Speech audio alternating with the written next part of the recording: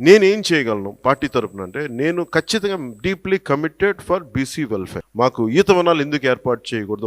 కనీసం ఒక 5 ఎకరాల ఈత వనం ఉండాలి మాకు. మా కుల వృత్తి ఖచ్చితంగా కుల వృత్తిని గౌరవించేలాగా మీకంటూ సంబంధించి ఖచ్చితంగా కొంత పర్సంటేజ్ ఆఫ్ ఈ ఆల్కహాల్ బిజినెస్లో ఖచ్చితంగా మీకు కొంత పర్సంటేజ్ రిజర్వ్ చేయాలనేదే నా కోరిక. దాంట్లో కొంత శాతం లిక్కర్ బిజినెస్లో మీకు ఖచ్చితంగా దాంట్లో ఉండాలి.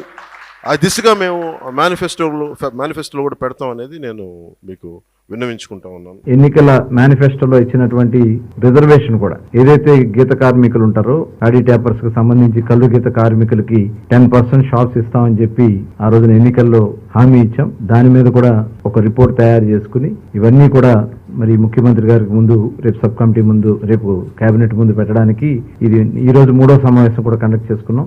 ముఖ్యమంత్రి మొత్తం 4 సమావేశాలు అయినాయి. రేపు కేబినెట్ ముందు మా ప్రపోజల్